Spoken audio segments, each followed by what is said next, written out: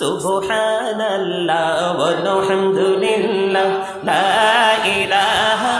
ইল্লাল্লাহ সুবহানাল্লাহ ওয়ালহামদুলিল্লাহ লা ইলাহা ইল্লাল্লাহ লা ইলাহা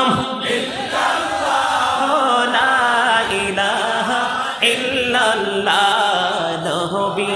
আমার নূরের ফুতুল জগত করলেন ও জালা নবী আমার নূরের ফুতুল জগত করলেন ও জালা রোজ হাসরে করবেন তিনি উম্মতের ফয়সালা সুবহানাল্লাহ আলহামদুলিল্লাহ লা